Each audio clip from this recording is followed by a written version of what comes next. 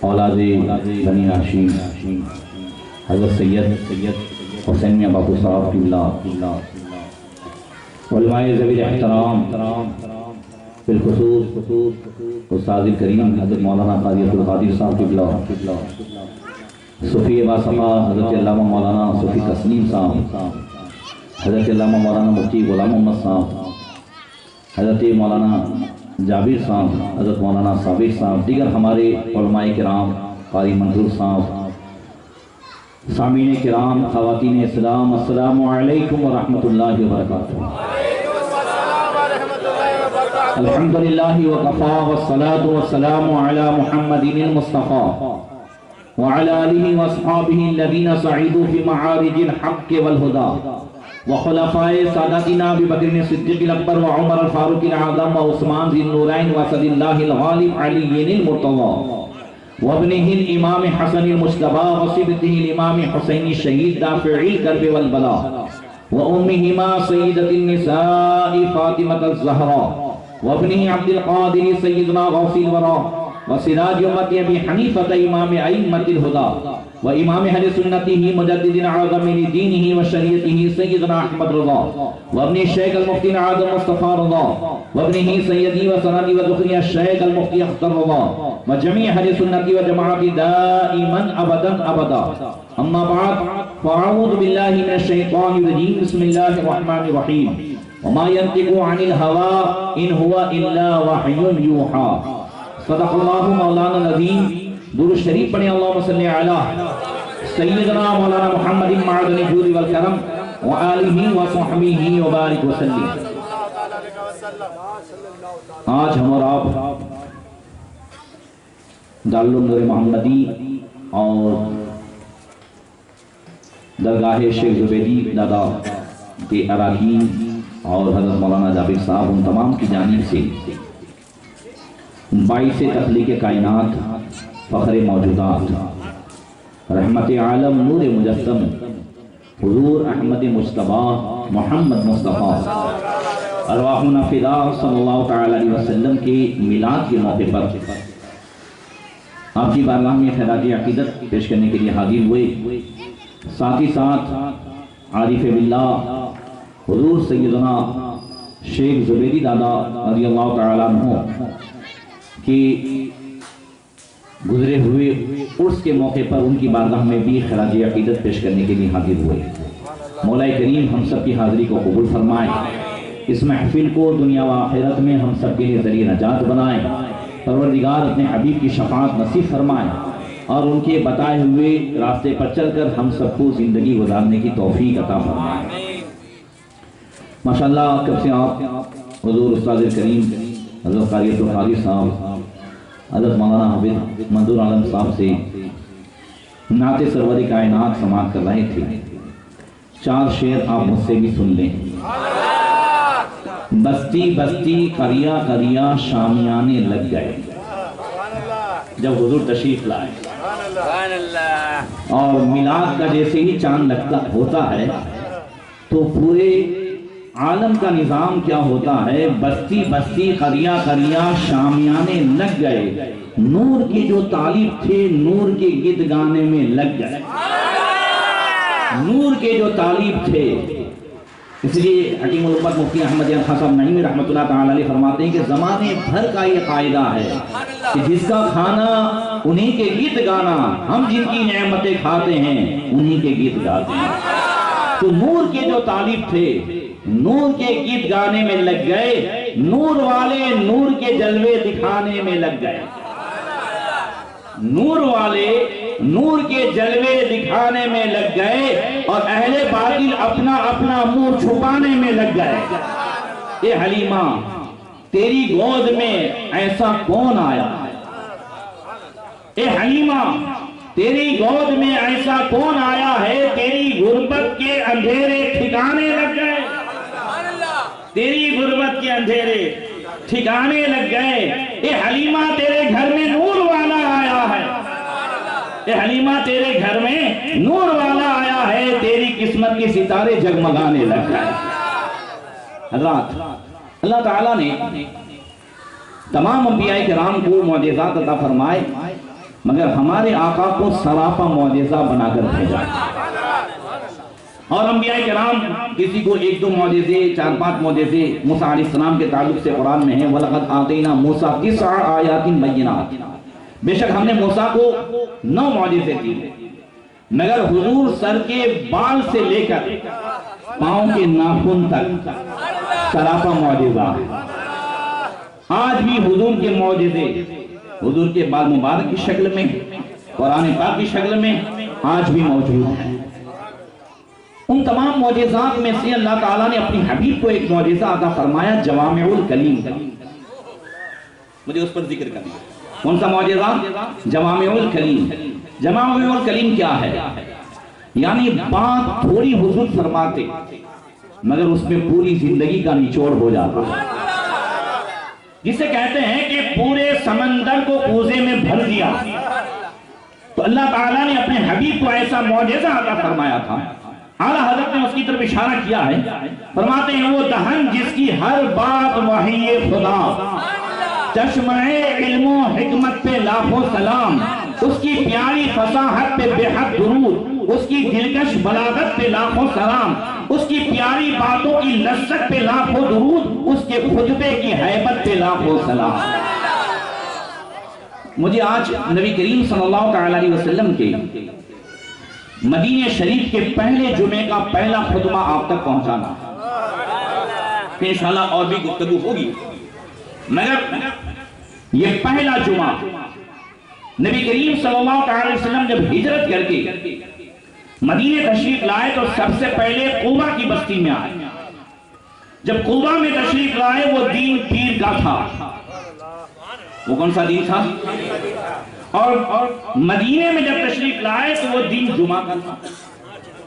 حضرت سید المفسرین عبداللہ بن عباس رضی اللہ تعالیٰ عنہ فرماتے ہیں کہ پیروں کے پیر حضور رحمت عالم نور مجسم صلی اللہ علیہ وسلم کو پیر کے دین سے خاص نسبت ہے۔ فرماتے ہیں ولد النبی صلی اللہ علیہ وسلم یوم الاثنین واستبنا یوم الاثنین ورفع حجر اسود الى الکعبہ یوم الاثنین وہاجر یوم الاثنین وقبض یوم الاثنین۔ حضور دنیا میں تشریف لائے، پیدا ہوئے تو بھی پیر کا دین تھا، اعلان نبوت فرمایا وہ بھی پیر کا دین تھا، 35 سال کی عمر میں حجر اسود کو اپنے مبارک ہاتھوں سے کعبے کے اندر نصب کیا، وہ بھی پیر کا دین تھا، ہجرت کر کے قبا تشریف لائے وہ بھی پیر کا دین تھا، اور دنیا سے تشریف لے گئے وہ بھی پیر کا دین تھا۔ اب سوال یہ ہے، جناب بات چلی ہے ولادت پہ، سوال یہ ہے کہ دنیا میں حضور کے تشریف لانے سے پہلے اور بھی دین تھے جو عظمت والے تھے۔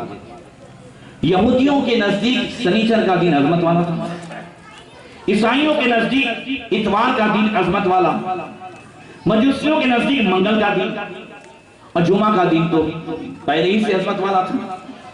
حضور فرماتے ہیں اِنَّ یوم جمعۃ سید الایام فیہ خلق آدم۔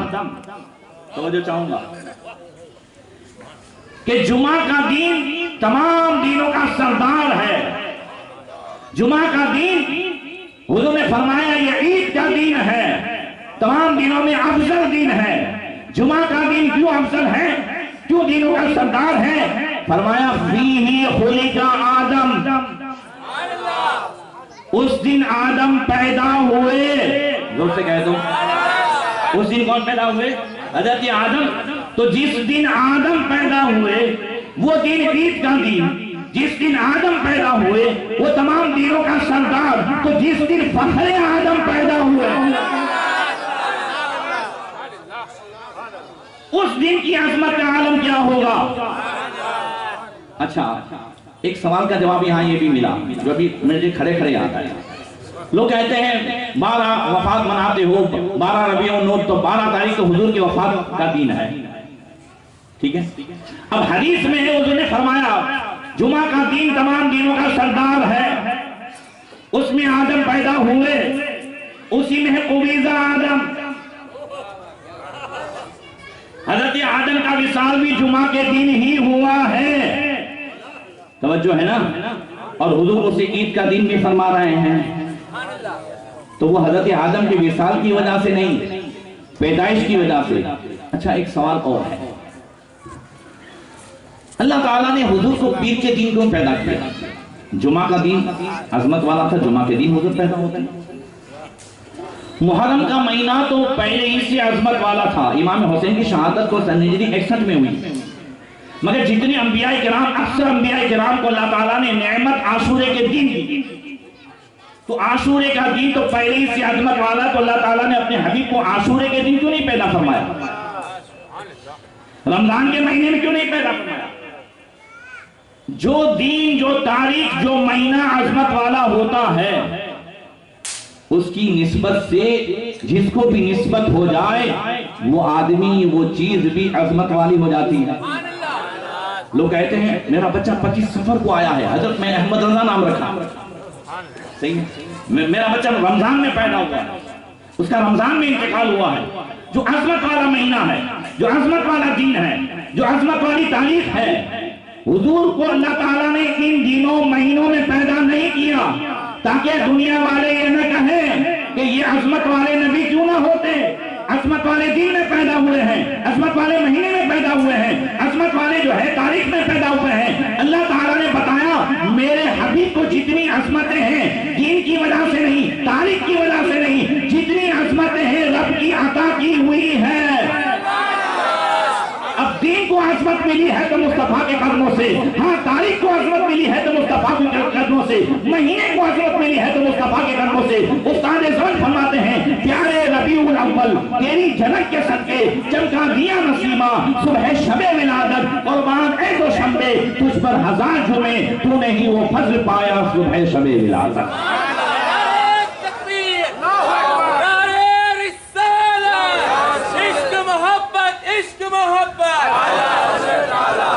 تو حضور قباء کی بستی میں 14 دن رہے، وہیں مسجد قباء کی تعمیر فرمائی، اور جمعہ کے دن سرکار قباء سے چل کر کے مدینے کے لیے روانہ ہوئے۔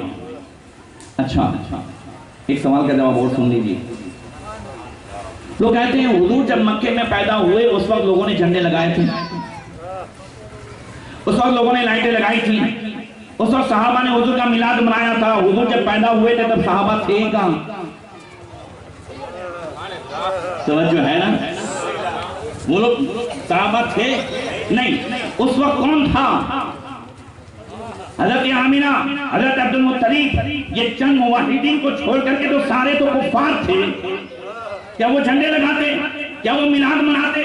مگر جب حضور ہجرت کر کے مدینے آئے تو مدینے میں مسلمان تھے، انہوں نے حضور کے آنے کے استقبال، حضور کے آنے کا استقبال کیا، حضور کے آنے کا انتظار کیا، جلوس بھی نکالے۔ قباء میں تو 8 دن تک جلوس نکلے، روز جو ہے صحابہ صحابیات بچے روزانہ نکل جاتے تھے حضور کے انتظار میں، اور پھر زوال کے وقت واپس آتے تھے۔ اور جب حضور قباء سے ادھر مدینے آئے تو مسلم شریف کی حدیث ہے، صعید الرجال والنساء علی فوق البیوت، مرد اور عورتیں چھتوں پہ چڑھ چڑھ کر کے استقبال کر رہے ہیں، بچے بازار میں نکل کر کے نبی کا استقبال کر رہے ہیں، بازار میں بھی بھیڑ ہے، گھروں میں بھی بھیڑ ہے، سب حضور کا استقبال کر رہے ہیں۔ مدینے میں اتنی بھیڑ تھی جب حضور آئے کہ صبح سے یہاں روانہ ہوئے، یہاں پہنچتے پہنچتے دوپہر قبیلے بنو سالم کے محلے میں ہو گئی۔ جب مدینے کی بچیوں نے دیکھا تو ڈب بجا بجا کر کے حضور کا استقبال کیا اور کہا طلع البدر علینا من ثنیۃ الوداع وجب الشکر علینا ما دعا للہ داعی۔ ثنیۃ الوداع یہ وہ گھاٹی ہے جہاں مدینے کے مہمانوں کو چھوڑنے جاتے تھے، وہاں سے نبی آ رہے ہیں تو مدینے کی بچیاں کہتی ہیں ثنیۃ الوداع سے 14ویں رات کا چاند آ گیا ہے، ان کے آنے پر شکر کرنا ہم پر واجب ہے۔ مدینے کی بچیوں سے پوچھو نبی کے آنے پر شکر کرنا کب تک واجب ہے؟ کیا جب تک نبی دنیا میں تھے تب تک واجب ہے؟ وہ کہتی ہے ما دعا للہ داعی، جب تک قیامت تک اللہ کو ایک پکارنے والا رہے گا تب تک نبی کی آمد کا شکر واجب رہے گا۔ اسی کو اعلیٰ حضرت فرماتے ہیں حشر تک ڈالیں گے ہم پیدائش مولا کی دھوم، مثل فارس نجد کے کڑے گراتے جائیں گے، خاک ہو جائیں عدو جل کر مگر ہم تو رضا، جب تک دم ہے ذکر ان کا سناتے جائیں گے۔ حضرات اب قبیلے بنو سالم میں حضور کا یہ جلوس پہنچا، وہاں میدان تھا، جمعہ کا ٹائم ہو گیا. یہ حضور کا پہلا جمعہ تھا، مدینے کا پہلا جمعہ تھا. حضرت مصعب بن عمیر پہلے سے تشریف لے جا چکے تھے مدینہ دارالاسلام.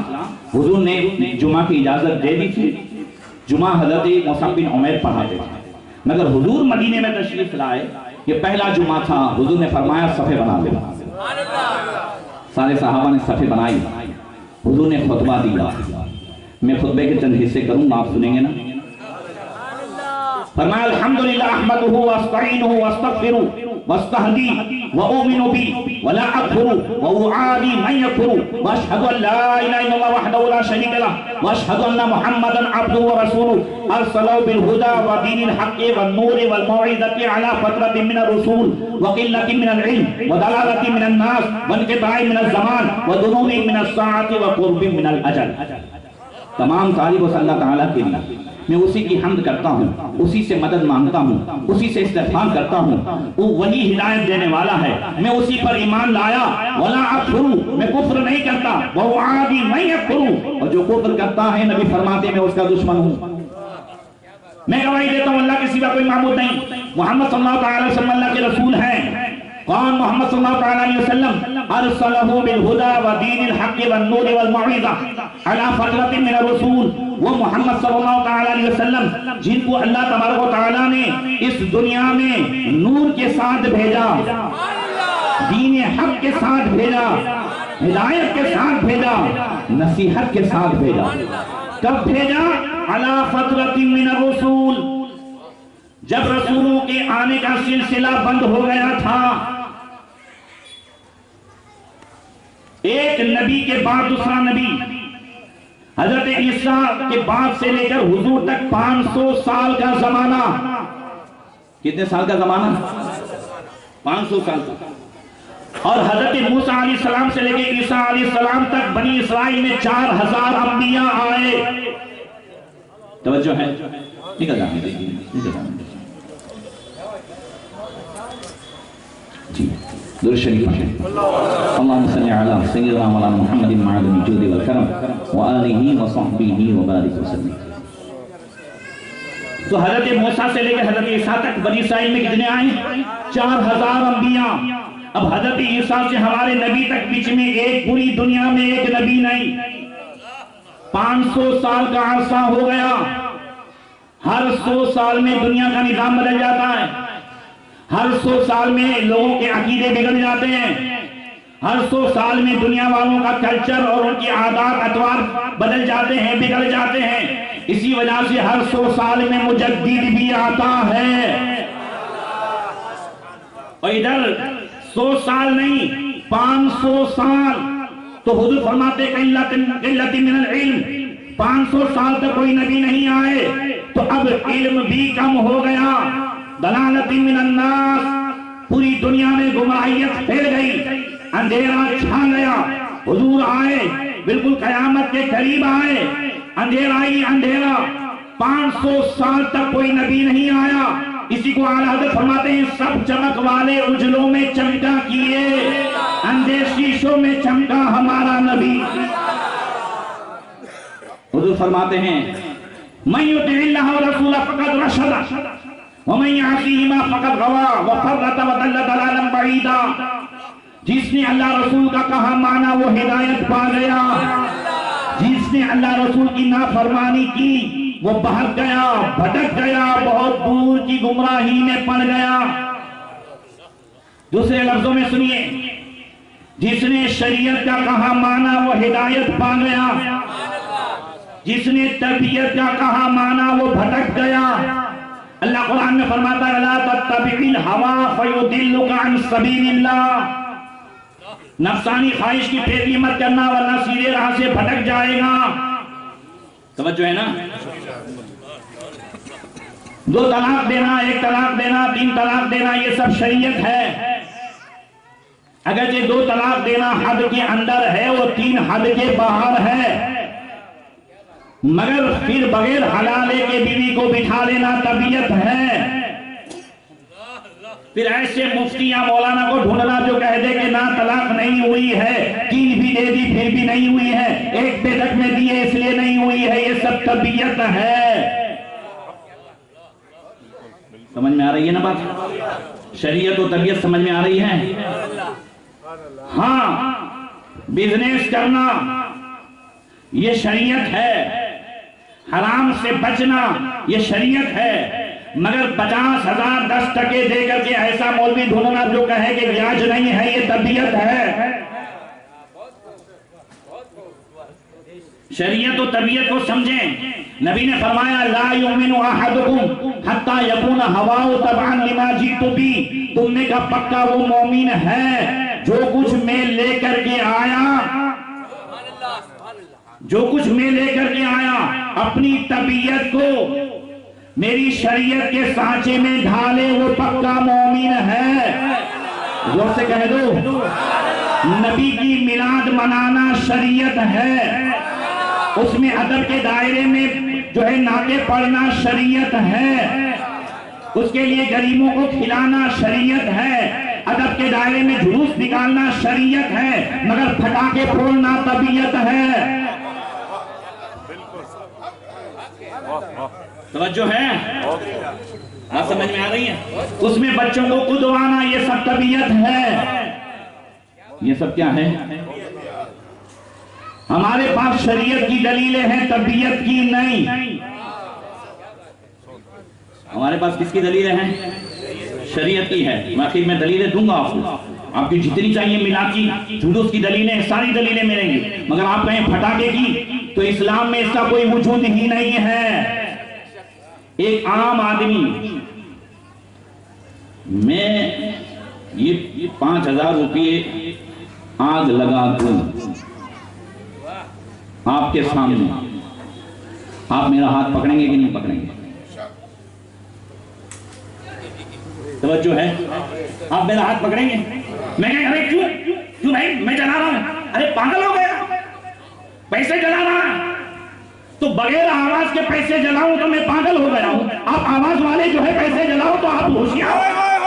سبحان اللہ، سبحان اللہ، سبحان اللہ، سبحان اللہ۔ یہاں آواز نہیں آئی تو میں پاگل کہ پیسے جلا رہا ہوں، اب آواز آ رہی ہے مگر پیسے ہی تو جل رہے ہیں۔ سبحان اللہ، سبحان اللہ، کیا جل رہے ہیں؟ پیسے ہی تو جل رہے ہیں، مگر ہم کیا ہو گئے؟ یار یہ غیروں کے طریقے ہم میں کہاں سے آ گئے؟ سنیت اس سے بدنام ہو رہی ہے۔ ہم شریعت کے دائرے میں جو کچھ کریں، قسم خدا کی کل بھی نبی اپنے میلاد منانے والوں سے خوش ہوتے تھے اور آج بھی خوش ہوتے ہیں۔ کل بھی نبی میلاد منانے والوں سے، میلاد کیا ہے؟ انشاءاللہ احسن کما احسن اللہ علیکم میں بتاتا ہوں میلاد کیا ہے، مگر یہاں پہ رک کر کے اب آگے سنیے، مگر شریعت طبیعت سمجھ میں تو آگے نہیں آپ کو۔ پھر فرمایا اوصیکم بتقوی اللہ فإنه خیر ما اوصى به المسلم ان يحث على الآخرة وان يأمر بتقوی اللہ فإنه تقوى من عمل به على وجل ومخافة وعون صدق على ما تتقون من امر الآخرة۔ فرمایا اے لوگوں میں تمہیں اللہ سے ڈرنے کی وصیت کرتا ہوں، میں تمہیں اللہ سے ڈرنے کی، اور ایک مسلمان دوسرے مسلمان کو سب سے اچھی وصیت کرے، نصیحت کرے، وہ یہ ہے کہ اسے آخرت کی یاد دلا دے، اسے اللہ سے ڈرنے کا حکم کرے۔ اللہ اکبر۔ اور سے سنیے گا، یہ نبی کا خطبہ ہے، یہ حضور کا خطبہ ہے۔ جب حضور خطبہ دیتے تھے تو بڑے بڑے زبان دان جو اپنے آپ کو عربی کہتے تھے دوسرے کو عجمی کہتے تھے، حضور کے خطبے کے سامنے ان کی حالت یہ تھی جو اعلیٰ حضرت نے کہا ہے تیرے آگے یوں ہے دبے لچے۔ فصحاء عرب کے بڑے بڑے، کوئی جانے منہ میں زبان نہیں بلکہ جسم میں جان نہیں۔ فرمایا سب سے اچھی وصیت یہ ہے کہ ایک مسلمان دوسرے مسلمان بھائی کو آخرت کی یاد دلائے، خصوصاً آج کے دور میں کہ صبح اٹھنے سے لے کے رات سونے تک دنیا ہی دنیا، دل میں دنیا، دماغ میں دنیا، سوچ میں دنیا، ہاتھ میں دنیا، قدم بڑھ رہے ہیں تو دنیا کی طرف. صبح اٹھنے والا انسان سب سے پہلے فکر کرتا ہے تو دنیا کی. ڈر لگتا ہے لیٹ اٹھنے پر تو اسے اسٹیج کا. اکثر مثال دیتا ہوں ہر تقریر میں کہ ایک بندہ اگر کہیں جاب کرتا ہے لگاتار 4-5 دن 9 بجے کا ٹائم ہو نوکری پہ جانے کا اور 10 بجے آنکھ کھلے 5ویں دن سیٹ سے ڈرے گا کہ نہیں؟ بیوی سے لڑے گا، ماں سے لڑے گا، کہے گا میں سیٹ کو کیا منہ دکھاؤں گا، میں سپروائزر کو کیا منہ دکھاؤں گا. 4 دن سے لگاتار لیٹ جاتا ہوں. 4 دن سے لگاتار لیٹ جانے والا بندہ سیٹ سے تو ڈرتا ہے مگر ہمیشہ فجر قضا کرنے والے بندے کو یہ خیال نہیں آتا کہ خدا کو کیا منہ دکھاؤں گا. ایسے موقع پر آقا نے فرمایا تم اپنے بھائی کو آخرت کی یاد دلاؤ. اعلیٰ حضرت نے بھی ہمیں آخرت کی یاد دلائی ہے. فرماتے ہائے غافل ہو کیا جگہ ہے جہاں 5 جاتے ہیں 4 پھرتے ہیں، اندھیرا گھر اکیلی جان، دم گھٹتا دل اکتاتا، خدا کو یاد کر پیارے وہ ساتھ آنے والی ہے. اللہ اکبر. اور یہ ہے کہ وہ اللہ سے ڈرنے کا حکم کرے اپنے بھائی کو. پھر فرمایا فَحَذَرُوا مَا حَذَرَكُمُ اللَّهُ نَفْسَهُ. تم اللہ سے ڈرو جس طریقے سے اللہ تعالیٰ نے اپنے غضب سے تمہیں ڈرایا ہے. لا افضل من ذلك النصیحہ ولا افضل من ذلك الذکرہ. حضور فرماتے ہیں اللہ سے ڈرو یہ اتنی بڑی اچھی نصیحت ہے کہ اس سے بڑھ کر کوئی اچھی نصیحت نہیں، اور اتنی اچھی یاد دہانی ہے کہ اس سے بڑھ کر کوئی اچھی یاد دہانی نہیں. جہاں لکھا ہوا ہو کہ سی سی ٹی وی کیمرے کے قید میں ہو، یہ یاد دہانی تو ہے نا. توجہ ہے، یاد دہانی ہے نا. یہ اتنا لکھنا انسان کو غصہ کرنے سے بھی بچا لیتا ہے، لڑائی کرنے سے بھی بچا لیتا ہے، چوری سے بھی بچا لیتا ہے. بولو بچا لیتا ہے. لوگ کہتے ہیں سی سی ٹی وی کیمرے کی حد میں بائک چوری نہیں ہوگا. صحیح ہے نا. اب قرآن میں جگہ جگہ ہے وَمَا اللَّهُ بِغَافِلٍ عَمَّا تَعْمَلُونَ. جو کچھ تم کر رہے ہو اللہ کو بے خبر نہ سمجھو. بولو اللہ دیکھ رہا ہے. زور سے کہہ دو اللہ دیکھ رہا ہے. حضور فرماتے ہیں اللہ کے غضب سے ایسے ہی ڈرو. اللہ نے تمہیں ڈرایا ہے، یہ سب سے بڑی اچھی نصیحت ہے. اور فرمایا ہاں ڈر کیا ہے؟ کیا فرمایا؟ ڈر کیا ہے؟ کہا جو ڈر کر کے اللہ سے ڈر کر کے جو عمل کرتا ہے، جو لرز کر کے نیک عمل کرتا ہے، اللہ تبارک و تعالیٰ اس کام پہ اس کی مدد فرماتا ہے، وہ آخرت کے کام کرنے والوں میں ہو جاتا ہے. بندہ اللہ سے ڈر کر کے عمل تو کریں. خواجہ فضیل بن عیاض ڈرے ہی تو تھے. زور سے کہہ دو حبیب اجمی ڈرے ہی تو تھے. یہ سب کون ہیں؟ کوئی ڈاکو تھے، کوئی ویاج خور تھے، مگر سب ولایت کے اونچے مقام پر پہنچے. تو کیسے پہنچے؟ الم یعن للذین آمنوا ان تخشع قلوبهم لذکر اللہ. خواجہ فضیل بن عیاض نے آیت سنی، کیا ایمان والوں کا ٹائم نہیں آیا ہے کہ اللہ کی یاد سے ڈر جائیں؟ تو کہنے لگے ہاں یہ آ گیا، ہاں ٹائم آ گیا، ہاں ٹائم آ گیا ہے. وہ جنگل میں ڈکیتی ڈالنے والا وہ ڈاکو ولیوں کا سردار ہو گیا اسی ڈر کی وجہ سے. حضور نے فرمایا جو اللہ سے ڈرتا ہے، ڈر کر کے عمل کرتا ہے، اللہ اس سچائی پر اس کی مدد فرماتا ہے. اور علامات تبتغون من امر الاخرہ، وہ آخرت کے کام کرنے والوں میں ہو جاتا ہے. وَمَنْ يُصْلِحُ مَا بَيْنَهُ وَبَيْنَ اللَّهِ مِنْ أَمْرِ السِّرِّ وَالْعِلَانِيَةِ لَا يَنْوَى بِذَلِكَ إِلَّا وَجْهَ اللَّهِ يَكُنْ لَهُ ذِكْرٌ مِنْ عَاجِلِهِ وَذُكْرٌ لِمَا بَعْدَ الْمَوْتِ حِينَ يَفْتَقِرُ الْمَرْءُ إِلَى مَا قَدَّمَ وَمَا سِوَى مِنْ ذَلِكَ يَوَدُّ لَوْ أَنَّ بَيْنَهُ وَبَيْنَهُ أَمَدًا بَعِيدًا وَيُحَذِّرُكُمُ اللَّهُ نَفْسَهُ وَاللَّهُ رَءُوفٌ بِالْعِبَادِ. ذرا زور سے کہہ دیں. فرمایا جو حضور فرماتے ہیں جو اپنے ظاہر اور باطن کی اصلاح کرتا ہے، جو ظاہر و باطن کی اور صرف اللہ کی رضا کے لیے ظاہر میں بھی گناہ سے بچتا ہے اور باطن میں بھی گناہ سے بچتا ہے. صرف یہ نہیں کہ حضرت دیکھتے ہیں تو سامنے موبائل میں جو ہے نعت شریف بجائے، پیر صاحب کے سامنے جو ہے موبائل میں تقریریں دیکھیں، چچا کے سامنے اور ابا کے سامنے موبائل میں اچھی جو ہے اچھے اسٹیٹس دیکھیں. کبھی تو میں سوچتا ہوں ورکشاپ یونیورسٹی میں اتنے نیک ہیں تو برے گئے کہاں؟ توجہ ہے. ورکشاپ یونیورسٹی میں جب صبح اٹھو تو سب سے پہلے جو ہے اچھے میسج آتے ہیں اور وہ بھیجتے ہیں جنہوں نے فجر نہیں پڑھی ہوتی. توجہ ہے نا. تو ورکشاپ یونیورسٹی میں ہمیں سب کچھ کرنا ہے. نیک بھی اسی میں بننا ہے, متقی بھی اسی میں بننا ہے. جو اللہ کیا فرمایا, لا ینوی بذالک الا وجہ اللہ. اس پر میں بات کرنا ہوں. حضور نے فرمایا جو ظاہر و باطن کی اصلاح کرے صرف اللہ کی رضا کے لیے تو یکن لہو ذکر من عاجلہ, اللہ تعالیٰ اس جو ہے اللہ کے ولی کے ذکر کو بلند کر دیتا ہے. یہ ظاہر و باطن کی اصلاح کی حضرت شیخ زبیدی دادا نے, ظاہر و باطن کی اصلاح کی حضرت سینا شاہ نے, حضرت پیر محمد شاہ نے. تو یکن لہو ذکر من عاجلہ, اللہ نے ان کے ذکر کو بلند کیا. کیا ہم میں سے کسی نے شیخ زبیدی دادا کو دیکھا؟ وہ ہمارے بیوائی ہیں, ہمارے خاندان کے ہیں. پیر محمد شاہ کیا ہمارے خاندان کے ہیں؟ نہیں. تو ہم ان کی یاد کیوں مناتے ہیں؟ وہ قوم یاد منا رہی ہے جو اپنے دادا کے فاتحہ کو یاد نہیں رکھ پا رہی ہے. توجہ ہے نا.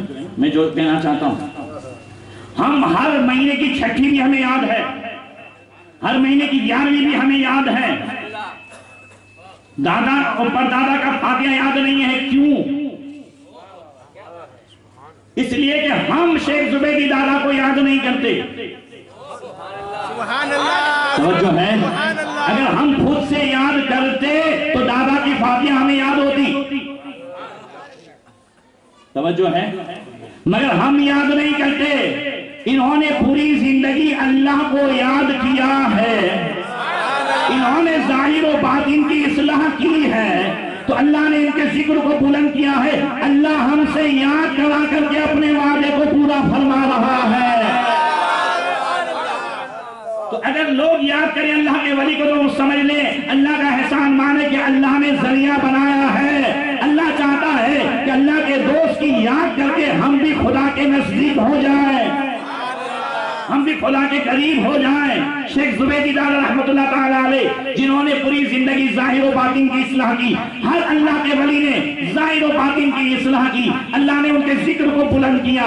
آج کسی کو 1400 سال ہوئے, کسی کو 1200 سال ہوئے, کسی کو 1000 سال ہوئے, ہم نے دیکھا تک نہیں, نہ ہمارے باپ دادا نے دیکھا, مگر ان کا ذکر بلند اس لیے ہے 1400 سال پہلے نبی نے فرمایا جو ظاہر و باطن کی اصلاح کرے گا اللہ اس کے ذکر کو بلند فرما دے گا. اور یہ ظاہر و باطن کی اصلاح, ظاہر و باطن کی اصلاح پھر سے خلاصہ کر دوں, ظاہر و باطن کی اصلاح کا خلاصہ کرتا ہوں. ظاہر میں بھی گناہ سے بچنا, ظاہر میں بھی موبائل کو پاک صاف رکھنا, اور باطن میں بھی موبائل کو پاک صاف رکھنا.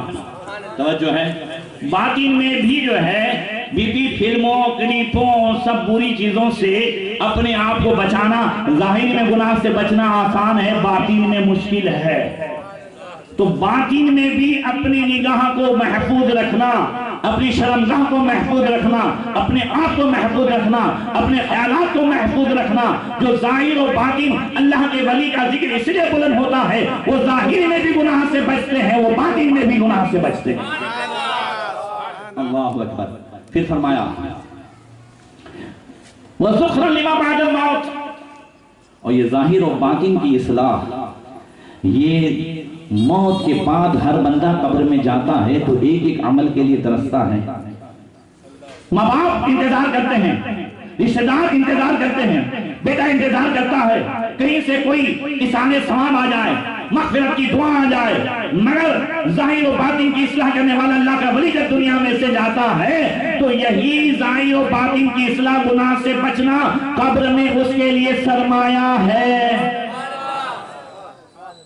جس دن حین یفتقر المرء الی ما قدم, جو کچھ آدمی بھیجتا ہے اس کا وہ بندہ محتاج ہوتا ہے حضور نے تو یہاں تک فرمایا مسجد نبی شریف کے پہلے خطبے میں کہ من استطاع ان یقی وجہہ من النار ولو بشق تمرۃ فلیفعل. حضور نے فرمایا اگر کوئی عادی گٹھلی کھجور کی اللہ کے راہ میں دہ کر کے جہنم سے بچنے کی کوشش کر سکتا ہے تو ضرور کرے. کتنی آدھی گٹھلی دے کر کے بھی جہنم سے بچنے کی کوشش کر سکتا ہے تو کرے. اللہ اکبر. اور یہی چیزیں آخرت میں کام آنے والی ہیں. زور سے بولو, یہی چیزیں آخرت میں کام آنے والی ہے کہ نہیں؟ مسجد نبی شریف کا خطبہ انشاءاللہ 2 خطبے ہیں, وہ بعد میں کبھی دونوں خطبے سناؤں گا. آگے بڑھتا ہوں. پھر فرمایا والذی صدق قولہ وانجز عہدہ لا خلف ذلک فإنہ تعالی یقول ما یبدل قول لدی وما انا بظلام للعبید. جس نے اپنی بات سچی کر دکھائی, جس نے اپنے وعدے کو پورا کر دیا, اللہ بھی اپنے وعدے کو پورا فرمائے گا. اس لیے کہ رب فرماتا ہے اللہ کی بات بدلتی نہیں ہے, اللہ اپنے بندوں پر ظلم نہیں فرماتا ہے. اپنی بات سچی کر دکھائی, اپنے وعدے کو پورا کر دیا, اللہ اپنے وعدے کو پورا کرے گا. رب پہلے پارے میں فرماتا ہے اوفو بعہدی اوفی بعہدکم, تم میرے وعدے کو پورا کرو, میں تمہارے وعدے کو پورا کروں گا. ہم نے اللہ سے کون سا وعدہ کیا ہے؟ تو قسم خدا کی ہم مسلمان کے گھر پیدا ہوئے, ہم نے کلمہ پڑھ لیا, یہی وعدہ ہے کہ ہم پوری زندگی اللہ رسول کے فرمان کے مطابق زندگی گزاریں گے. اس کو ایک مثال سے سمجھیے. ہم حضرت ہندوستان میں پیدا ہوئے, ہم نے ہندوستان کے سنویدھان کو پڑھا نہیں, معلوم بھی نہیں, مگر ہمیں زندگی ہندوستان کے سنویدھان کے مطابق گزارنی ہے نا. پڑوسی ملک کے سنویدھان کے مطابق تو نہیں گزارنی نا. ہم کو سکھایا نہیں گیا, ہم کو پڑھایا نہیں گیا. نہیں, ہم پیدا ہوئے یہاں پہ تو آٹومیٹک یہ وعدہ ہو گیا کہ ہمیں زندگی یہاں گزارنی ہے, ہمیں یہاں رول جو ہے اپنانے ہیں, تو یہاں کے سنویدھان کے مطابق. ایسے ہی ہم جب مسلمان کے گھر پیدا ہوئے, کلمہ پڑھنے لگے, یہ کلمہ ہی وعدہ ہو گیا. زور سے کہہ دو, یہ کلمہ ہی کیا ہو گیا؟ وعدہ ہو گیا کہ نہیں ہو گیا؟ مگر پھر پیر کے ہاتھ پر جو بیعت ہے اس وعدے کا رینیو ہے, اس عہد کا کیا ہے؟ رینیو ہے. پھر کیا کہلواتے ہیں؟ اہل سنت کے سچے مذہب پر قائم رہوں گا, نماز روزے ہر فرض ہر واجب کو اپنے وقتوں پہ ادا کرتا رہوں گا, ہر گناہ سے خصوصاً جھوٹ غیبت گانے باجے بد مذہبوں کی صحبت رشتے ناطے سے بچتا رہوں گا, اور ہم جو ہے اس کو ایسے پڑھتے جیسے بچتا رہوں گا. ادھر بھی بچتا رہوں گا, ادھر بھی ارے بچتا رہوں گا نہیں, بچتا رہوں گا. جس کی سمجھ میں آئے وہ نہ رات کو سمجھیے. سبحان اللہ سبحان اللہ سبحان اللہ. ہم پٹ بولتے جا رہے ہیں, اور پھر کیا کہلواتے ہیں؟ تو میں نے اپنا ہاتھ پیرانے پیر غوث اعظم دستگیر کے ہاتھ میں دیا. ہم نے ہاتھ میں دیا تاج الشریعہ کے, ہم نے ہاتھ میں دیا حضور شیخ الاسلام کے, ہم نے ہاتھ میں دیا حضور مفتی اعظم ہند کے. پیر کہلواتے ہیں غوث پاک کے ہاتھ میں دیا, تو پیر کے ہاتھ میں ہاتھ اور وعدہ, غوث پاک سے وعدہ, غوث پاک سے وعدہ, یہ مولا کائنات سے وعدہ, مولا علی سے وعدہ, رسول پاک سے وعدہ, رسول پاک سے وعدہ اور بیعت. اللہ فرماتا ہے ان الذین یبایعونک انما یبایعون اللہ, محبوب جو تمہارے ہاتھ پر بیعت کرتے ہیں وہ اللہ کے دست قدرت پر بیعت کرتے ہیں. تو اب آقا فرماتے ہیں اس پہلے خطبے میں کہ تم اپنے وعدے کو پورا کرو. تم نے کیا وعدہ کیا؟ رب نے تم سے کیا فرمایا؟ رب نے فرمایا ما آتاکم الرسول فخذوہ وما نہاکم عنہ فانتہوا. میرا رسول جو دے وہ لے لو, جس سے روکے اس سے رک جاؤ. یہاں تمہیں اللہ رسول کی مرضی کے مطابق زندگی گزارنی ہے, یہ اللہ نے ہم سے وعدہ لیا ہے. تب اللہ کا وعدہ کیا ہے لکم فیہا ما تشتہی انفسکم ولکم فیہا ما تدعون. دنیا میں تمہیں اللہ رسول کی مرضی کے مطابق زندگی گزارنی ہے, یہ ہم نے اللہ رسول سے وعدہ کیا ہے. تو اب اللہ کا وعدہ ہے کہ جنت میں تمہاری مرضی چلے گی. زور سے کہہ دو, جنت میں کس کی مرضی چلے گی؟ لکم فیہا ما تشتہی انفسکم ولکم فیہا ما تدعون. وہاں جو تم چاہو گے ملے گا. بولو ملے گا کہ نہیں ملے گا؟ جنت میں ہماری مرضی چلے گی, مگر دنیا میں ہمیں اللہ رسول کی مرضی کے مطابق جینا ہوگا. جب ہم یہاں میلاد بھی اپنی مرضی سے مناتے ہیں, توجہ ہے؟ جب میلاد، عرس، محرم یہ سب ہم اپنی مرضی سے مناتے ہیں تو اس میں اللہ رسول کی مرضی کہاں ہے؟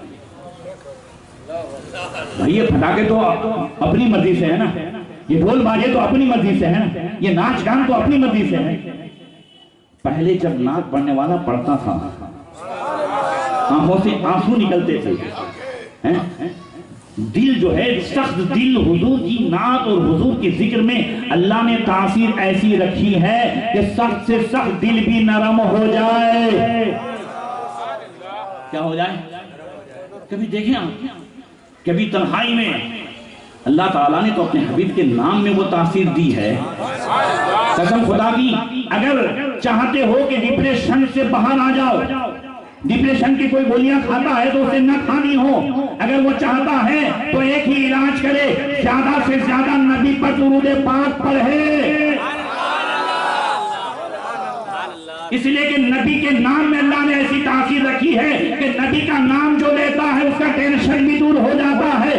اعلیٰ حضرت فرماتے ہیں ان کے مثال کوئی کیسے ہی رنج میں ہو، جب یاد آ گئے ہیں سب ہم بلا دیے۔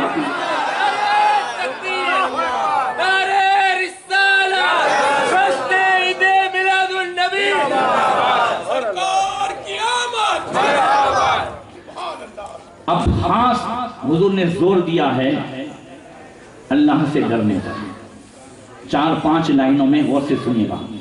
فرمایا وَاتَّقُوا اللَّهَ فِي عَاجِلِ أَمْرِكُمْ وَعَاجِلِهِ مِنْ أَمْرِ السِّرِّ وَالْعِلَانِيَةِ فَإِنَّهُ مَنْ يَتَّقِ اللَّهَ يُكَفِّرْ عَنْهُ سَيِّئَاتِهِ وَيُعْظِمْ لَهُ أَجْرًا فَإِنَّهُ مَنْ يَتَّقِ اللَّهَ فَقَدْ فَازَ فَوْزًا عَظِيمًا فَإِنَّ تَقْوَى اللَّهِ تُوَقِّي مَقْتَهُ تُوَقِّي عُقُوبَتَهُ تُوَقِّي سُخْطَهُ فَإِنَّ تَقْوَى اللَّهِ تُبَيِّضُ الْوَجْهَ وَتُرْضِي الرَّبَّ وَتَرْفَعُ الدَّرَجَاتِ۔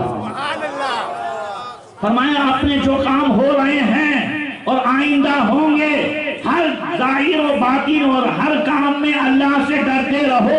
جو اللہ سے ڈرتا ہے اللہ اس کے گناہ کو معاف فرما دیتا ہے، اسے بہترین اجر عطا فرماتا ہے۔ جو اللہ سے ڈرتا ہے اللہ اسے بڑی کامیابی عطا فرماتا ہے۔ ہاں، اللہ سے ڈرنا اللہ کی ناراضگی سے بچا لیتا ہے، اللہ سے ڈرنا اللہ کی عذاب سے بچا لیتا ہے، اللہ سے ڈرنا اللہ کی سزا سے بچا لیتا ہے۔ فَإِنَّ تَقْوَى اللَّهِ تُبَيِّضُ الْوَجْهَ، ہاں اللہ سے ڈرنا چہرے کو روشن کر دیتا ہے۔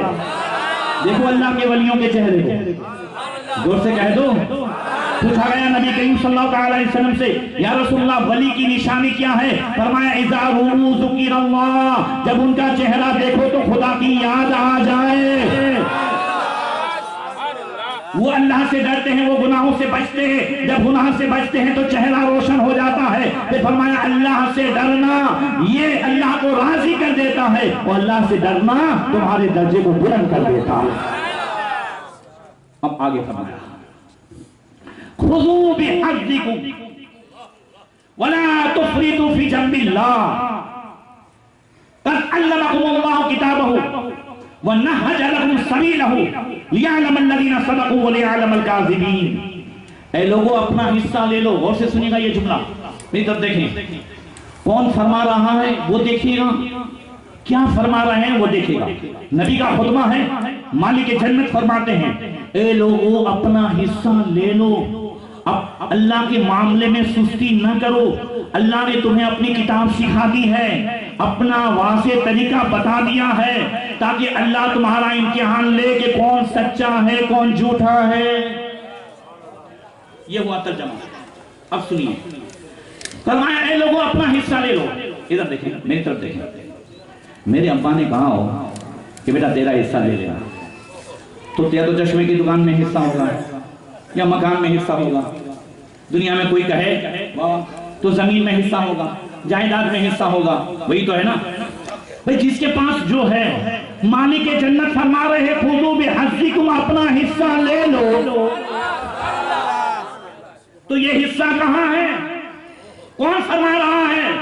جس کے تعلق سے رب تعالیٰ حدیث قدسی میں فرماتا ہے وَلَقَدْ خَلَقْتُ الدُّنْيَا وَأَهْلَهَا لَأَعْرَفَهُمْ كَرَامَتَكَ وَمَنْزِلَتَكَ عِنْدِي وَلَوْلَاكَ مَا خَلَقْتُ الدُّنْيَا۔ پیارے میں نے دنیا اور دنیا والے کو اس لیے پیدا کیا ہے کہ میری بارگاہ میں تمہارا جو مقام ہے دنیا والے کو دکھاؤں۔ اگر یہ مقصد نہ ہوتا تو میں دنیا والوں کو پیدا ہی نہ کرتا، وہ جو نہ تھے تو کچھ نہ تھا۔ ہاں وہ جو نہ ہو تو کچھ نہ ہو، جان ہے وہ جہان کی، جان ہے وہ جہان ہے، ہاں وہ مالک جنت۔ اعلیٰ حضرت فرماتے ہیں میں تو مالک بھی کہوں گا کہ ہو مالک کے حبیب، یعنی محبوب و محب میں نہیں میرا تیرا، وہ فرماتے ہیں اپنا حصہ لے لو۔ توجہ ہے؟ تو اس کا مطلب یہ ہے کچھ دو اور کچھ لو۔ اب جنت میں حصہ ایسے ہی مل جائے گا؟ مالک جنت نے فرمایا ہے، صرف ایک حدیث پیش کرتا ہوں، مالک جنت نے فرمایا تم دو چیز کی گارنٹی دو، میں ایک چیز کی گارنٹی دیتا ہوں، زور سے، تم دو چیز کی گارنٹی دو، حضور فرما رہے ہیں میں ایک چیز کی گارنٹی دیتا ہوں۔ فرمایا من یضمن ما بین لحیئی وما بین رجلئی اضمن لہ الجنہ، کون ہے جو دو جبڑے کے درمیان زبان کی گارنٹی دے کہ وہ زبان کو غیبت سے بچائے گا، جھوٹ سے بچائے گا، جو ہے گالی گلوچ سے بچائے گا، گانے سے بچائے گا، گستاخی سے بچائے گا، حرام جو ہے بولیوں سے بچائے گا، اور کون ہے جو دو ٹانگوں کے درمیان شرمگاہ کی جو ہے گارنٹی لے کہ ہاں وہ جو ہے اسے حرام کاری سے، زنا کاری سے، بدکاری سے، ان تمام چیزوں سے بچائے گا۔ مالک جنت فرماتے ہیں اضمن لہ الجنہ، میں گارنٹی دیتا ہوں تمہیں جنت میں لے جاؤں گا جہاں پانی عطا کر دے، بھری جنت ہوا کر دے، نبی مختار کل ہے جس کو جو چاہے عطا کر دے۔ سبحان اللہ۔ مگر اعلیٰ حضرت یاد آئے وہ تو نہایت سستا سودا بیچ رہے ہیں جنت کا، ہم مفلس کیا مول چکائیں، اپنا تو ہاتھ ہی کھا لیے۔ جس اعلیٰ حضرت کے پورے ہاتھ بھرے ہوئے ہیں، مگر دیکھیں عاجزی ان کے ساتھ، تو اپنا تو ہاتھ ہی کھا لیا، حقیقت میں ہمارا ہاتھ، ہمارا دامن ہم دیکھیں۔ توجہ ہے نا؟ اعلیٰ حضرت کے پاس دعوے تھے تو دلیل بھی تھی، اسی میں ہے لِيَعْلَمَ الَّذِينَ صَدَقُوا، ہاں ہاں اللہ تمہارا امتحان لے گا کون سچا ہے کون جھوٹا ہے۔ دعویٰ زبان سے ہوتا ہے، دلیل عمل سے۔ اس سے دعویٰ زبان سے ہم دعویٰ کرتے ہیں عاشق رسول ہیں، غلامی رسول میں موت بھی قبول ہے، فجر کی نماز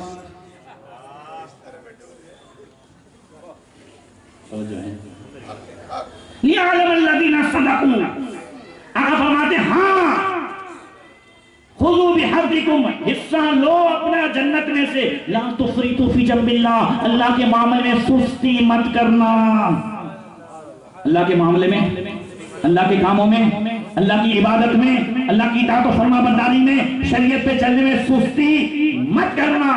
اللہ نے تمہیں قرآن سمجھا دیا ہے، اللہ نے اپنا راستہ واضح کر دیا ہے، اب اللہ تمہارا امتحان لے گا کہ کون اپنے دعوے میں سچا ہے کون جھوٹا ہے۔ اعلیٰ حضرت کا دعویٰ دیکھو، کروں تیرے نام پہ جا فدا، نہ بس ایک جان دو جہاں فدا، دو جہاں سے بھی نہیں جی بھرا، کروں کیا کروڑوں جہاں نہیں، یہ دعویٰ ہے۔ تو دلیل بھی اعلیٰ حضرت کی زندگی میں ہے۔ حضرت ذوالقافر رحمۃ اللہ تعالیٰ علیہ آئے، کہنے لگے مولانا رسول اللہ صلی اللہ علیہ وسلم کی حکومت زمین پہ نظر آتی ہے، آسمانوں پہ نظر نہیں آتی۔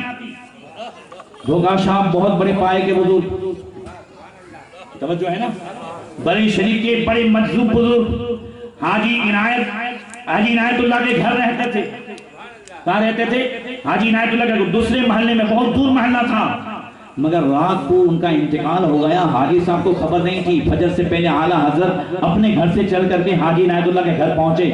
حاجی صاحب، ارے حضرت آپ ابھی بڑے ذوالقافر رحمۃ اللہ علیہ کا انتقال ہو گیا، خبر نہیں ہے؟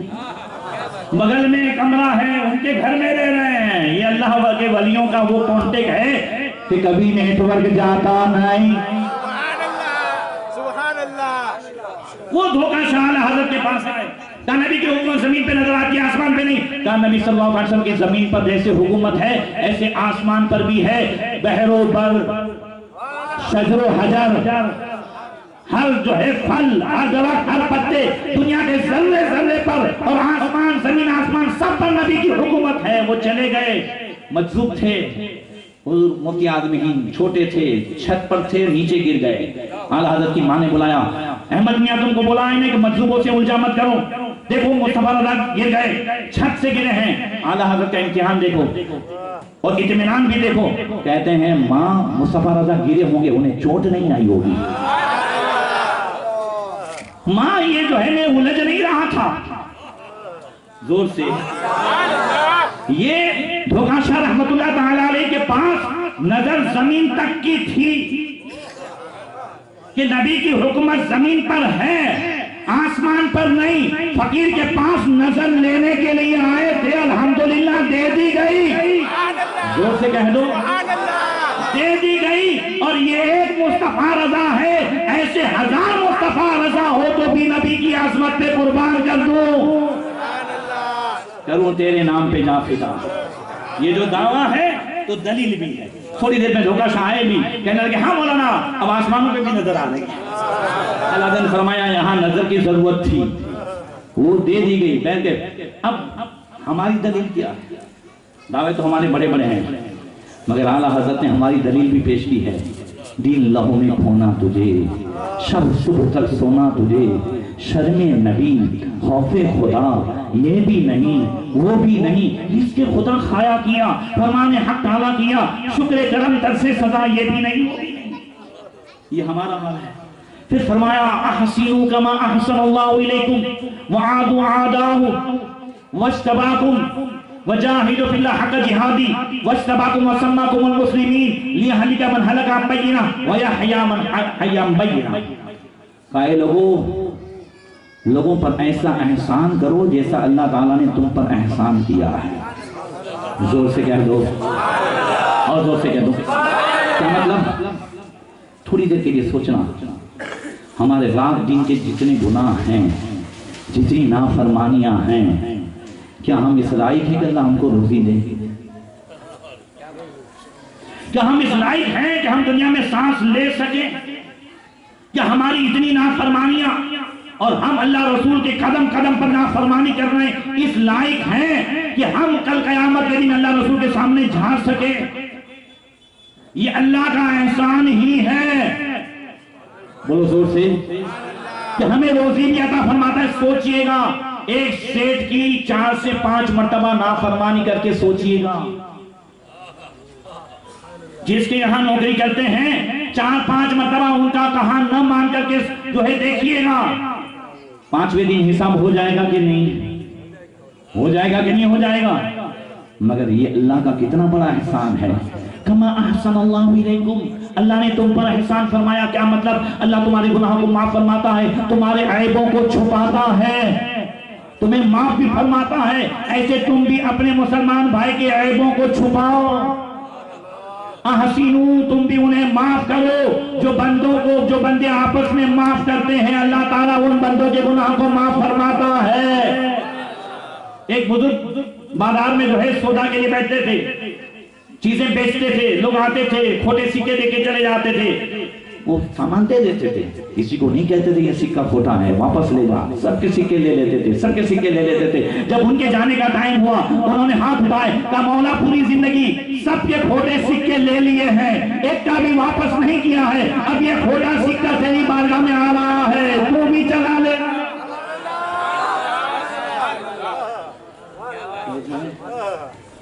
کاش ہم بھی سوچیں. حقیقت ہم کھوٹے سکے ہی ہیں. یوں دیکھنے جاؤ تو کوئی ہمیں 15 روپیہ بھی نہ دے، مگر یہ اللہ کا احسان ہے کہ نہیں. ایسے ہم بھی اپنے ماتحتوں کو معاف کرے. مرد کبھی بیوی کو معاف کرے، بیوی مرد کو معاف کرے، ساس بہو کو، بہو ساس کو، گھر میں سیٹ جو ہے نوکر کو، نوکر سیٹ کو، استاد شاگرد کو، پیر مرید آپس میں ایک دوسرے کو معاف کرے. قسم خدا کی بندہ بندے کو معاف کرے اللہ اسے معاف فرمائے گا. ایک تو یہ ہوا. دوسرا احسنوا کما احسن اللہ علیکم. ہاں احسان مانو جیسا کہ اللہ نے تم پر احسان کیا ہے. اللہ نے کس پر احسان کیا؟ کس بات کا احسان کیا؟ لقد من اللہ علی المؤمنین اذ بعث فیہم رسولا، بے شک اللہ نے مومنوں پر احسان فرمایا جو ان میں رسول بھیجا. زور سے کہہ دو. تو اس احسان کا شکر ادا کرو. بولو احسان کا شکر ادا کرنا بھی. زور سے کہہ دو. دیکھو ایک حدیث اور یاد آئی، سنو. اللہ کے رسول نے جب انصار اور جو ہے مہاجر دونوں کو بھائی بھائی بنایا نا، انصار صحابہ اور مہاجر، مدینے والے انصار، مکے سے آنے والے مہاجر، ان کو بھائی بھائی بنایا، تو وہ ایسے ایسے چھوٹی چھوٹی باتوں میں دل جوئی کرتے تھے، وہ کہتے تھے تمہیں کیا چاہیے، میری 2 بیوی ہیں، ایک کو طلاق دے دیتا ہوں۔ حضرت عبد الرحمن بن عوف مہاجر تھے اور ان کے انصاری بھائی کہتے ہیں میرے پاس زمین ہے، میرے پاس جائیداد ہے، تم یہ لے لو وہ لے لو، کہا مجھے کچھ نہیں چاہیے، بازار کا راستہ دکھا دو۔ مگر چھوٹی چھوٹی بات مہاجر صحابہ کی انصار پوری کرتے تھے، دل جوئی کرتے تھے، بلکہ یہاں تک کہ کھیتوں میں سے انہوں نے بارگاہ رسالت میں کہا یا رسول اللہ ہمارے کھیت ہیں، آدھے آدھے دے دو۔ حضور نے فرمایا کھیتوں میں پارٹنرشپ نہیں کرنی ہے، جو کچھ تمہیں پھل ملے وہ کھجوروں میں پارٹنرشپ کرنا، انہیں آدھی آدھی دینا۔ تو اب صحابہ مہاجر صحابہ نے انصار کی شکایت کی حضور کی بارگاہ میں، وہ شکایت سنی، ایمان سے پہلے ایک مرتبہ کہہ دیا یا رسول اللہ، ایمان تازہ ہو جائے گا، شکایت سنی، کہتے ہیں یا رسول اللہ ما رائنا مثل قوم قدیمنا علی، یا رسول اللہ اس قوم کی طرح جس کے ہم مہمان بنے ہیں دنیا میں کوئی ایسی قوم نہیں دیکھی یا رسول اللہ، لا اکثر احسن فی قلیل ولا احسن بدلا من کثیر، یا رسول اللہ چھوٹی چھوٹی باتوں میں ہماری دل جوئی کرتے ہیں، بڑا بڑا خرچ کرتے ہیں، اور یا رسول اللہ یہاں تک کہ وہ ہمیں کھیت میں کام نہیں کرنے دیتے، وہ اشرکونا فی المہنائے، اور جو کچھ ملتا ہے کھیت میں سے اس میں پارٹنرشپ پوری پوری دیتے ہیں، مگر کام نہیں کرنے دیتے، ہمیں کچھ کرنے نہیں دیتے۔ یا رسول اللہ لقد خشینا ان یذهبوا اجر کلی، یا رسول اللہ ایسا لگتا ہے کہ سارا ثواب یہ لے جائیں گے، سارا ثواب یہ لے جائیں گے، ایسا لگتا ہے سب انصار صحابہ کو جو ہے مل جائے گا ثواب۔ حضور نے فرمایا لا واللہ ما اثنیتم ودعوتم اللہ علیہ، ہاں ہاں جب تک تم ان کے ان احسان کا ذکر کرتے رہو گے، پورا مجمع بولے، جب تک تم ان احسان کا ذکر کرتے رہو گے، ان کے لیے اللہ سے دعا کرتے رہو گے، تمہیں بھی برابر برابر ثواب ملے گا۔ اب مہاجر صحابہ انصار کے احسان کا ذکر کرے تو برابر برابر ثواب ملے، یہ امت اللہ نے جو نبی کو بھیج کر کے جو احسان فرمایا، ہم گنہگاروں کو نبی کی امت میں بنایا، کیا اس کا ثواب نہیں ملے گا؟ یہ احسان کا شکر ہی تو ادا کرنا ہے، اور کیا کرنا ہے؟ میلاد کیا ہے؟ اللہ کا شکر ادا کرنا ہے۔ نسائی شریف، مسلم شریف، مشکات، ان سب میں ایک حدیث ہے، کہتے ہیں اللہ کے رسول صلی اللہ علیہ وسلم مسجد نبی شریف میں آئے، مسجد نبی شریف میں صحابہ کی محفل تھی، حضور نے فرمایا ما اجلسکم، صحابہ کس لیے بیٹھے ہو؟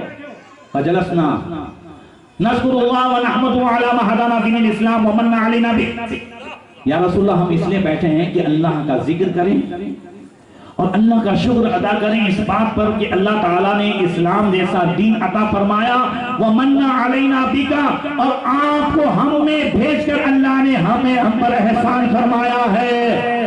پورا مجمع بولے، ادھر دیکھیں، اللہ تعالیٰ نے آپ کو ہم میں بھیج کر من علینا بہ، تو حضور فرماتے اللہ ما اجلسکم الا ذلک، خدا کی قسم کھاؤ، خدا کی قسم کھاؤ اس لیے بیٹھے ہو، خدا کی قسم کھاؤ۔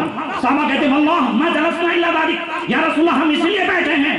اب حضور فرماتے ہیں واللہ میں نے تم پر جو ہے کوئی تہمت لگانے کے لیے قسم نہیں کھلائی، میں نہیں کہتا کہ تم جھوٹے ہو معاذ اللہ، بات یہ ہے کہ میں تو حجر عائشہ میں تھا، واللہ انی لم استحلکم تہمتا، میں نے کوئی جو ہے تہمت لگانے کے لیے قسم نہیں کھلائی ہے، بات یہ ہے میں حجر عائشہ میں تھا، اتانی جبریل، میرے صحابہ روزانہ تمہاری محفل لگتی ہے، روز تم بیٹھتے ہو، آج کی محفل کچھ الگ ہے، اس محفل پر جبریل بن آئے، انہوں نے کہا یا رسول اللہ ان اللہ عز وجل یباہی بکم الملائکہ، اللہ تعالیٰ آج فرشتوں کے درمیان فخر فرماتا ہے اور فرشتوں سے کہتا ہے میرے فرشتوں دیکھ لو، میں نے اپنا محبوب غداروں میں نہیں بھیجا ہے، وفاداروں میں بھیجا ہے۔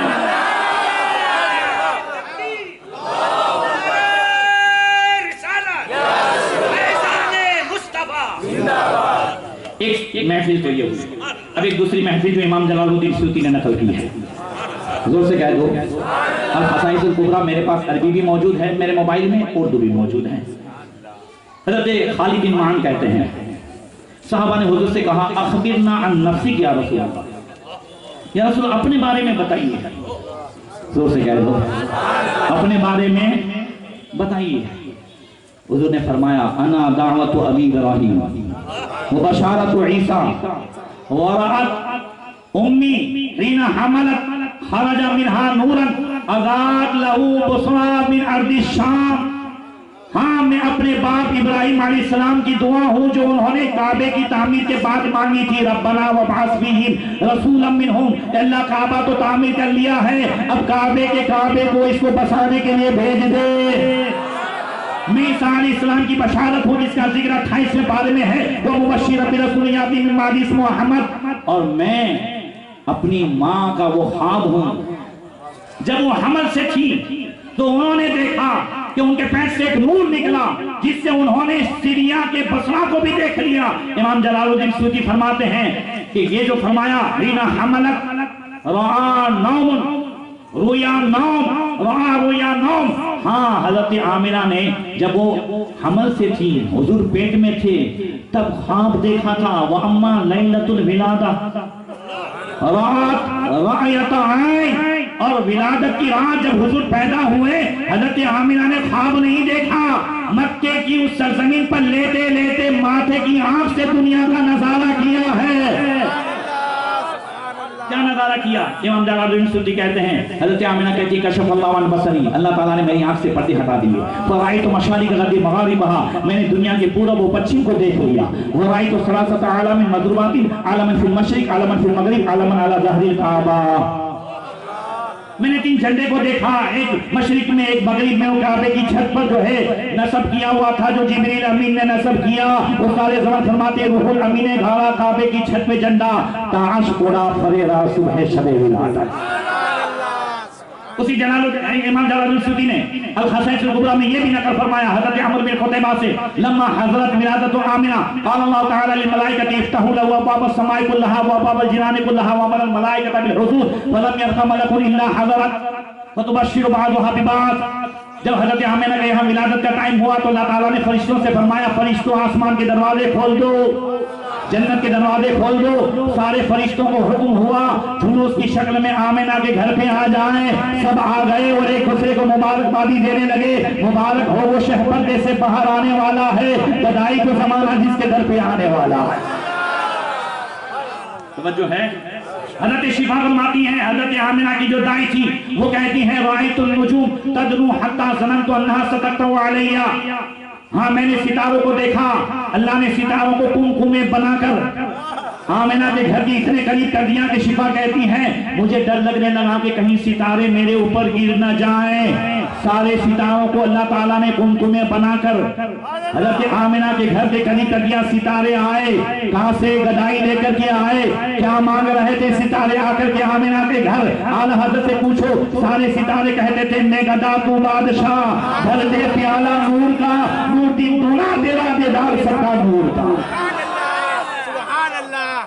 مگر پوری دنیا کا اس رات نظام ایسا تھا، دیکھو دنیا میں بہت سارے لوگ آتے ہیں، آگے چلے بھی جاتے ہیں، خبر بھی نہیں ہوتی، مگر ملک کا کوئی بڑا آئے یا یوں سمجھئے کہ صبح صبح ہم اٹھیں اور محلے میں ہم دیکھیں صفائی بھی ہے، پولیس کی قطار ہے، جھنڈے لگے ہیں، تو ایک دوسرے سے پوچھتے ہیں نا کوئی آنے والا ہے، کوئی آنے والا ہے؟ کہاں بھائی پردھان منتری آنے والے ہیں، ہمیں ملک کے بڑے آنے والے ہیں۔ جب کوئی بڑا آتا ہے تو نظام بدل جاتا ہے کہ نہیں؟ زور سے کہہ دو۔ اب ربیع النور کے 12 ربیع النور کی اس رات وہ تشریف لانے والے ہیں جن کے آنے کی خبر ہر نبی نے عطا فرمائی، جن کے صدقے میں اللہ نے جنت سجائی، دنیا کو بنایا، اس لیے ہر ایک دوسرے کو پوچھ رہا تھا اس رات یہ کس شہنشاہ والا کی آمد ہے؟ یہ کون سے شہ والا کی آمد ہے؟ یہ آج کیا ہے کہ زمانے میں رنگ بدلا ہے؟ یہ آج کیا ہے کہ عالم نے رنگ بدلا ہے؟ یہ آج کعبے زمین کی طرف ہے کیوں مائل؟ یہ آسمان سے پہن نور ہے کیوں نازل؟ یہ آج کاہے کی شادی ہے؟ عرش کیوں چوما؟ لبے زمین کو لبے آسمان نے کیوں چوما؟ یہ انبیاء و رسول کس کے انتظار میں ہیں؟ یہ لات و حبول کس سے انکسار میں ہیں؟ یہ آج بشرا لگوں کی صدا کا شور ہے کیوں؟ یہ آج مرحبا کی ندا میں زور ہے کیوں؟ کہا جواب میں حاطف نے کہ لو مبارک ہو خدا کے حبیب آئے، مزدہ ہو تم کو وہ آئے جن کے آنے کی خبر کی مدت سے دعا خلیل کی اور عیسیٰ کی جو بشارت تھے بڑو ادب سے کرو ادب السلام علیکم وَأَهْلِ بَيْتِكَ وَالْآلِ وَالَّذِينَ لَدَيْكَ، سلام تم پہ خدا کا اور اس کی رحمت ہو، تحیت اس کی ثنا اس کی نعمت ہو۔ یہی ہے جن کو ملائک سلام کرتے ہیں، انہی کی مدح و ثنا صبح و شام کرتے ہیں، رسول انہی کا تو مستہ سنانے آئے ہیں، انہی کے آنے کی خوشیاں منانے آئے ہیں، فرشتے جو آج دھومیں مچانے آئے ہیں انہی کے آنے کی شادی رچانے آئے ہیں، یہی تو سوتے ہوئے کو جو ہے جگانے آئے ہیں، یہی تو روتے ہوئے کو ہنسانے آئے ہیں، یہ سیدھا راستہ حق کا بتانے آئے ہیں، یہ حق کے بندوں کو حق سے ملانے آئے ہیں۔ یہ حضور کے عالمین نے نقشہ کھینچا ہے، یہ پورا جو جتنے اشعار سنائے نا کہ سرکار حضور کے عالمین نے نقشہ کھینچا ہے۔ دنیا میں لوگ اس وقت کس طرح پوچھ رہے تھے اور کیا صدا آئی ہے، کہہ دو سبحان اللہ۔ مگر وہی بات دہراؤں گا، یہ ساری دلیلیں ہمارے پاس ہیں، بولو ہے، مگر آپ کی جو زیادہ کرتے ہیں، پٹاخے پھوڑتے ہیں، ناچتے گاتے ہیں، اس کی دلیل ہے، زور سے بولو، اس کی دلیل ہے نہیں۔ میلاد اس انداز سے منائیں جس سے میلاد والے بھی خوش ہو جائیں، رب بھی خوش ہو جائیں۔ صحابہ بھی مناتے تھے، مسجد نبی شریف کی محفل میں نے آپ کے سامنے رکھی، مگر پہلے ہم جب چھوٹے تھے تو کوئی نیازیں اتنی نہیں ہوتی تھی، ڈوکر یا بسکٹ ملتے تھے، کیا ملتے تھے؟ ڈوکر یا بسکٹ۔ مگر یہ ہے کہ سیرت کی پر بیانات ہوتے تھے، حضرت کی جو ہے سسود حضرت مولانا محمد میاں صاحب مرحوم جو ہے وہ بیان کرتے تھے، ہم لوگ سنتے تھے، تو اس طریقے سے بیانات ہوتے رہتے تھے اپلیٹا میں، دراہی میں، پوربندر میں، یہاں سب میں۔ مگر اب پورا ماحول چینج ہو گیا، سمجھ رہے؟ اب چینجنگ آئی ہے مگر اس میں تھوڑی اوور بھی آ گئی ہے، چینجنگ آئی ہے مگر تھوڑی اوور بھی آ گئی ہے۔ اب ہم کو سیدھے سادھے بیان میں مزہ بھی نہیں آتا، سیدھی سادھی نعت میں بھی مزہ نہیں آتا، توجہ ہے نا، سیدھے سادھے جھلوس میں بھی مزہ نہیں آتا، یا تو یہ انجوائے کرنے کے لیے ہم یہ سب کیا۔ نبی جب مدینے آئے، مدینے والے کو دیکھا سال میں 2 دن مناتے ہیں، حضرت فرمائے مہذا یومان، یہ کیا ہے، یہ 2 دن کون سے مناتے ہو سال میں؟ یا رسول اللہ یلعبون فی زمان الجاہلیہ، ہم لوگ زمانے جاہلیت میں سال میں 2 دن کھیل کود کرتے تھے، یہ سب کرتے۔ حضور نے فرمایا نہیں، اب اسلام آ گیا ہے، 2 دن تمہارے پکے، مدینے والوں 2 دن تمہارے پکے، مگر اللہ تعالیٰ نے اب اس کھیلنے والے 2 دن کے بدلے تمہیں 2 عید دی ہے، ایک عید الفطر اور ایک عید الاضحیٰ۔ صحیح ہے حضرت، 2 عیدیں دی نا، کھیل کود بند کروایا، کہ کھیل اسلام جو ہے کھیل کود کا نام نہیں، ورنہ ہمارے اور کفاروں میں زمانے جاہلیت کے وہ لوگ بھی تو کعبہ شریف میں عید مناتے تھے، تو کیا کرتے تھے؟ وَمَا كَانَ الصَّلَاةُ مِنَ الْبَيْتِ إِلَّا مُقَامٌ وَتَصْدِيًّا، بیت اللہ کے پاس ان کی نماز یہ تھی کہ سیٹیاں بجاتے تھے اور ناچتے تھے، سیٹیاں بجاتے تھے، اور یہ اللہ قرآن میں فرماتا یہ ان کی نماز تھی، وہ یہی کرتے تھے، کعبے میں جا کر کے سیٹیاں بجاتے تھے۔ اللہ تعالیٰ نے ہمیں قرآن دیا ہے، زور سے کہہ دو، نبی کی نعتیں دی ہیں، درود و سلام دیے ہیں، قسم خدا کی اس انداز سے میلاد مناؤ کہ میلاد کی جو برکتیں وہ شامل ہو جائیں، وہ ہمیں حاصل ہو جائیں۔ میں اب بات ختم کرتا ہوں، اسی میں آگے فرمایا وَمَنْ أَصْلَحَ مَا بَيْنَهُ وَبَيْنَ اللَّهِ يَخْفِي مَا بَيْنَهُ وَبَيْنَ النَّاسِ فَإِنَّ اللَّهَ تَعَالَى يَقْضِي عَلَى النَّاسِ لَا يَقْضُونَ عَلَيْهِ وَيَمْلِكُ عَلَى النَّاسِ وَلَا يَمْلِكُ نَبِيٌّ۔ کہا تم اپنے اور اللہ کے رشتے کو مضبوط کر لو، آخری بات سنیے گا، غور سے سنیے گا، زور سے کہہ دو، تم اپنے اور اللہ کے رشتے کو مضبوط کر دو، اللہ تمہارے اور لوگوں کے رشتے کو مضبوط کر دے گا۔ ہم اپنے اور لوگوں کے رشتے کو مضبوط کرنے کے لیے اللہ کے رشتے کو کمزور کر رہے ہیں۔ دیکھو اللہ والے صابر پاک، غریب نواز، غوث پاک، انہوں نے اپنے اور اللہ کے رشتے کو مضبوط کیا، تو پھر ان کے مقابلے میں جادوگر بھی آتے تھے، اللہ ان کی مدد فرماتا تھا، ہتھیار والے آتے تھے، اللہ مدد فرماتا تھا، جانور آتے تھے، درندے آتے تھے، یہاں تک کہ صحابہ نے اللہ رسول کے ساتھ اپنا رشتہ مضبوط کر دیا تھا تو جنگل میں چلے جاتے تھے اور شیر بھی آ جاتا تھا، وہ کہتے تھے یا ابا الحارث انا مولا رسول اللہ صلی اللہ علیہ وسلم، اے جنگل کے شیر، میں کسی ایسے ویسے کا غلام نہیں، رسول اللہ کا غلام ہو، راستہ بھول گیا ہو تو شیر بھی قافلے تک چھوڑنے کے لیے آ رہا ہے، جو اللہ کا ہو جاتا ہے ساری خدائی اس کی ہو جاتی ہے۔ اس لئے کہ لوگوں پر اللہ کی مرضی چلتی ہے، اللہ پر لوگوں کی مرضی نہیں چلتی۔ اللہ لوگوں کا مالک ہے، لوگ اللہ کے مالک نہیں ہیں، اس لیے اپنا اور اللہ کا رشتہ مضبوط کرو۔ اگر تم چاہتے ہو ہمارے سارے کام ہو جائے، بولو چاہتے ہو، زور سے بولو، سارے کام ہو جائے، یہاں سے وہاں تک پورا مجمع بولے سارے کام ہو جائے، چاہتے ہو نا، خالی فجر چالو کر دو، خالی کیا کر دو، فجر چالو کر دو، اللہ سے رشتہ مضبوط ہو جائے گا، رحمتیں اتر رہی ہیں۔ من صلی صلاۃ الصبح هو فی ذمۃ اللہ، جو فجر کی نماز پڑھتا ہے، حضور فرماتے ترمذی شریف کی حدیث میں، وہ اللہ کی گارنٹی میں آ جاتا ہے۔ بڑوں کی گارنٹی میں آ جائیں تو بے فکر ہو جاتے ہیں، جو اللہ کی گارنٹی میں آ جائے، جو سے کہہ دو ایمان والو۔ ایک بات، دوسری بات، چاہتے ہو کہ ہمارے بچے سدھر جائیں، اور ایک دوسرا علاج دے کر کے بیٹھ جاتا ہے، چاہتے ہو بچے سدھر جائیں، پورا مجمع بولے بچے سدھر جائیں، کالج میں جائیں تو ان کا دامن داغ سے پاک رہے۔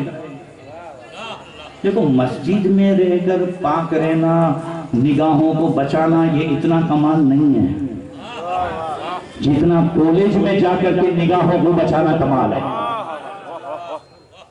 تو چاہتے ہو کہ ہمارے بچے، ہماری بچیاں کالج میں بھی محفوظ رہیں۔ دیکھیے دنیا کی ہر قوم کی زبان پر یہ نعرہ ہے کہ برائیاں دنیا سے مٹنی چاہیے، گناہ دنیا سے مٹنے چاہیے، یہودی بھی کہتے ہیں برائیاں مٹنی چاہیے، عیسائی بھی کہتے ہیں مٹنی چاہیے، مگر کسی کے پاس علاج نہیں ہے۔ اسلام کے پاس نعرہ بھی ہے، علاج بھی ہے۔